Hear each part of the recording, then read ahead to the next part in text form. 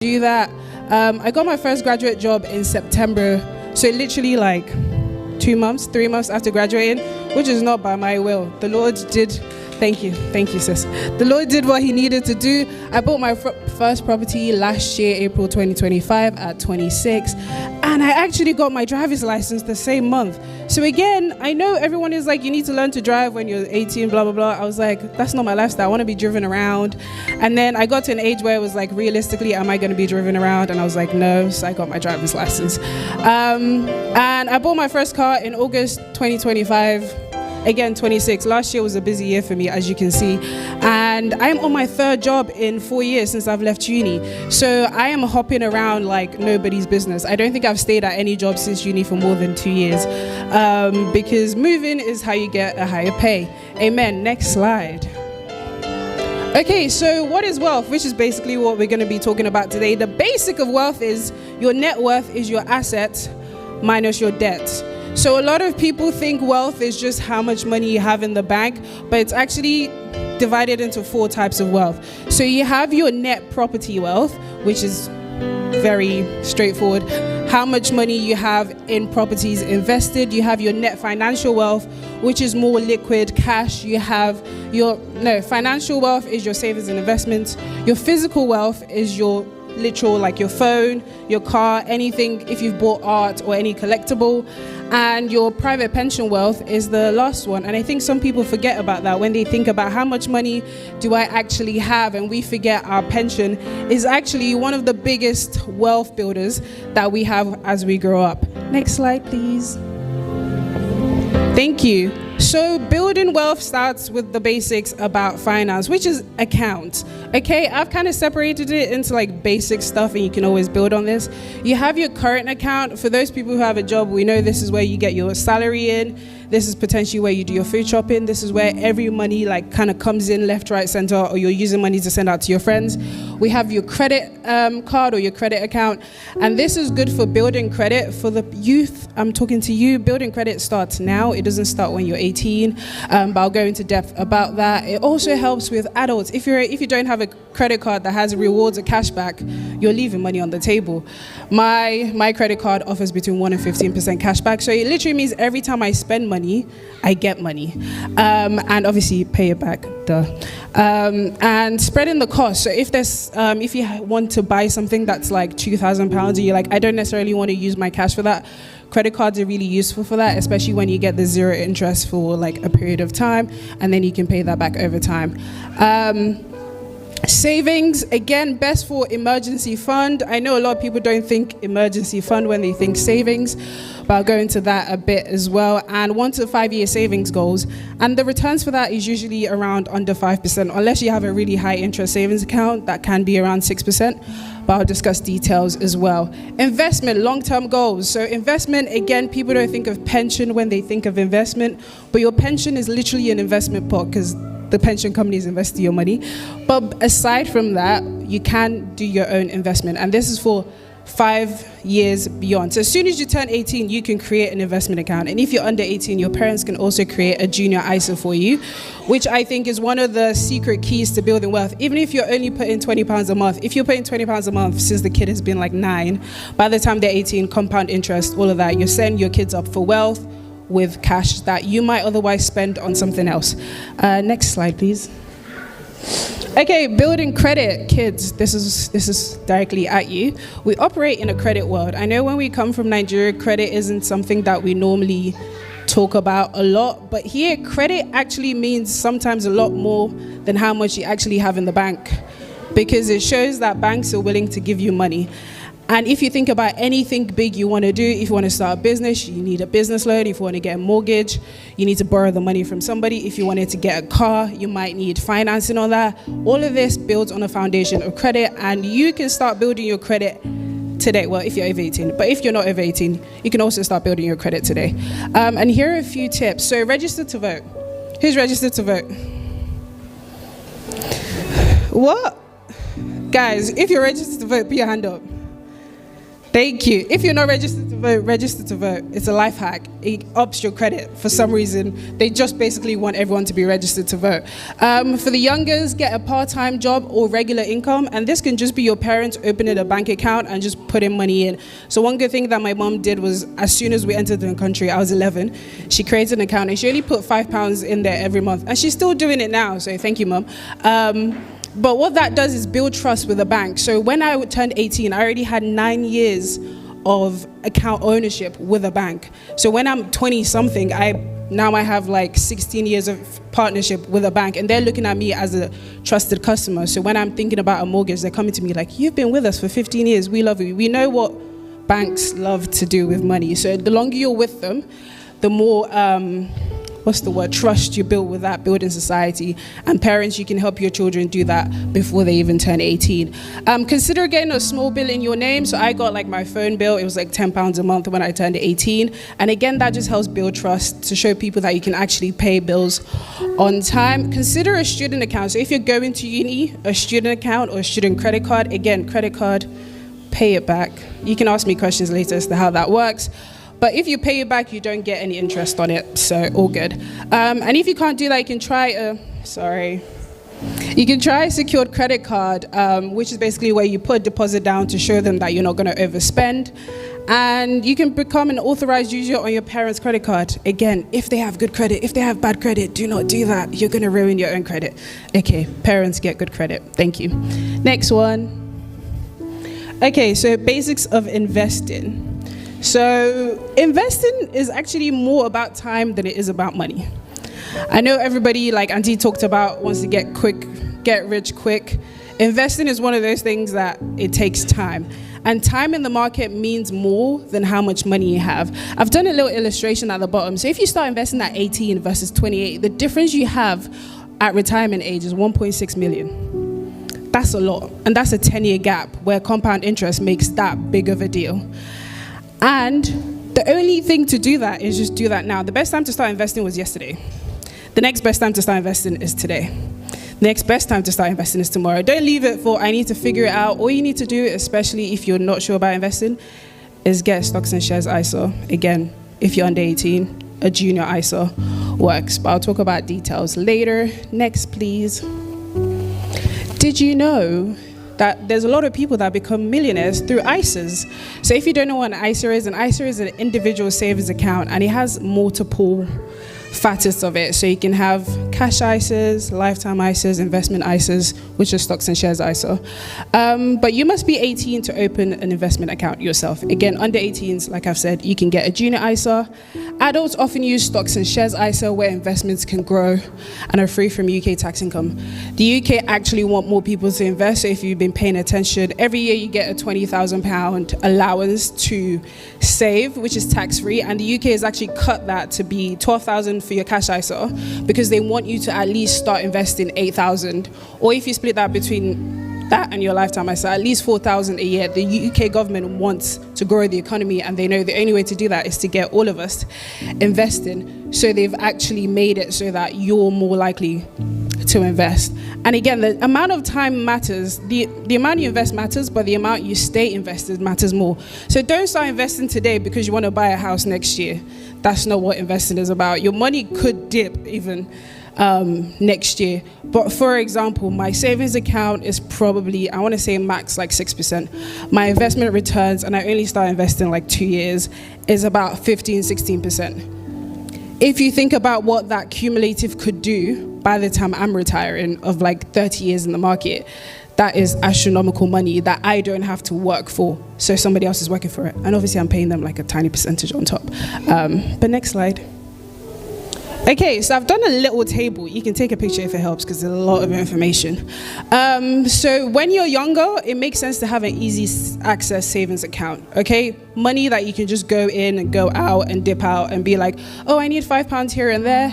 Great. Notice account. If you're saving for something like uni and you want to leave your money there that you know you don't want to spend it, notice account and fixed bond rates are good for that because they usually have high interest, but it means you can't just go in and out and dip it. Parents, if you want to open accounts for your kids as well that aren't ISAs because you don't want to lock it away for that long, then you can open fixed rates and notice accounts because they have High interest.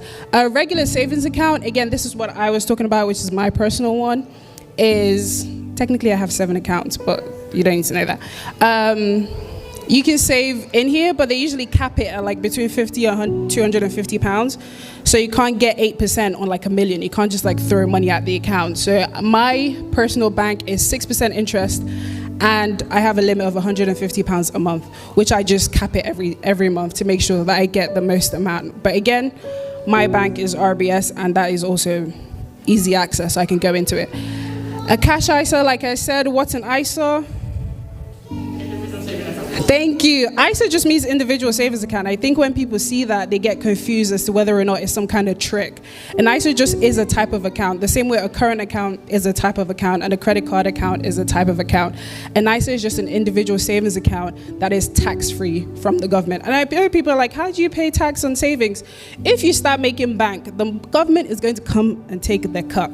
Okay? So if you can do all your savings, £20,000 a year in an ISA, great, no tax. So a cash ISA, I also have one. Again, like I said, you can use this depending on the cash ISA that you get for short-term savings, which is 1 to 5 years.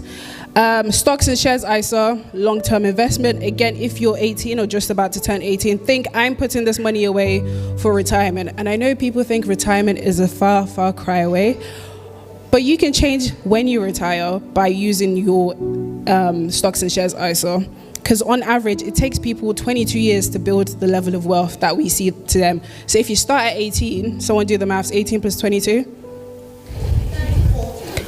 Thank you, 40. You could retire at 40. If that's the average age it takes to build £1 million, and you start at 18, there is a good chance that you could dip out the world at 40. Again, you need to work and earn a job and don't do fast cash. Anyway, lifetime ISA. Again, if you want to buy your first property, this is practically free money because you get to save £4,000 a year and the government gives you £1,000 back, and your savings account gives you like 4 or 5% interest back. So let's say you put £4,000 this year, you get £1,000. At the end of the year, you could have 5,025 depending on your interest rate. And then the next year, you add another 4,000, and then the government gives you another 1,000. By year 2, you have 10 grand. And you have only saved 8,000 of that 10 grand. And I know people are like, I don't want to get my first house until like 5 years' time. Perfect. Put £5 in every month for the next 5 years. And by the time you're ready to buy your house, you're in a good spot. Premium bonds. This is a bit of a niche one because you kind of give money and hope you win. It's kind of like a savings account, but is run by the government, and sometimes you win like a lump sum and sometimes you don't. So it isn't a standard interest rate account. It's more they're just giving you based on, I don't want to say a lottery system, but it's basically on a lottery system, and there's no guaranteed return. Next one. So like I said, reality check. The average age of a millionaire is 55 years old. The boomers are holding all the money. Young people, they're holding all the money. Okay, think pension, think property wealth, think financial wealth, think all of that bonded together. The average age of becoming a millionaire or staying lovely set in million is 55 years old. Parents, if you're looking at me thinking I'm too old for this, again, the average age of a millionaire is 55. If you're a bit younger, you have time. If you're a bit older, perfect, you can help the average. So don't feel like it is an unattainable level of wealth that you can't attain. I know inflation and £1 million does not buy what £1 million did in 2000, but still, it is an achievable goal for everyone. And I think if you can see the chart, you can see that the difference between wealth is the red line, which is pension wealth. So if you have a job and you're not paying into your pension, this is how much money you're leaving on the table. And that is what makes the difference between overall wealth at 25 versus overall wealth at 55 to 64. It is practically, the people who know where the money comes from is that you have 2 main ways to build wealth, which isn't just financial wealth, is actually one of the lowest. It's actually property wealth and pension wealth are your 2 things. So investing in a property, obviously buying a property early can help, but also buying a smart property helps as well. Next one. summary, wealth is stewardship. All of this talk about getting money, building wealth, blah, blah, blah. And at the end of the day, as Christians, I think we need to remember that it is all stewardship. It's all supposed to be for the Lord's gain and the purpose and all of that. So if you have a business idea, think about doing it, but also how does this help you become a better Christian witness to other people out there? Building wealth isn't just amass goods and nice things and live a lavish life. It's also that we can be good witnesses to other people who aren't Christians, to say that, you know what, I do serve a good God, and beyond every good thing that he's done for me, he saved my soul, but he's also given me wisdom to be able to apply that to build wealth for me and my family. So I'm just going to quickly talk about the story of the parable of the talents. Do we know that? Yeah? Who wants to give me a quick summary? It's okay, I'll do it. A quick summary is that the master entrusted 3 servants with 3 different levels of talent. The first one 5, the next one 2, and the last one 1. The 5 did what? What did the 5 do? He doubled it. What did the 2 do? Doubled it. What did the 1 do? He hid it. And when the master came back, who did he reward?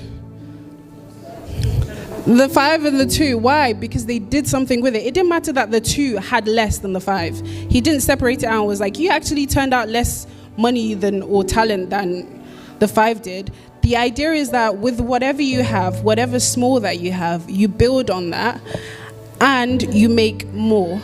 And I don't want anyone to think that making more is just to do with money. It could be with skills, because for some young people, wealth is about building your skills right now, so that when you're in the job market, you are like employable. Like, I always joke with my mom, like, I'm never without a job, not because like, I mean, I do like money, but because like I've put myself in a position where I am employable. The skills that I have are relevant to my job, and I'm always on the lookout for what skills can I add to my reservoir. So when a new employer comes and they're like, I need this, I'm able to pivot really quickly.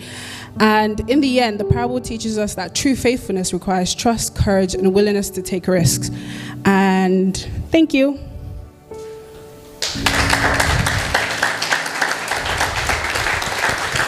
Any questions? It can be silly, it can be informative, it can be additional.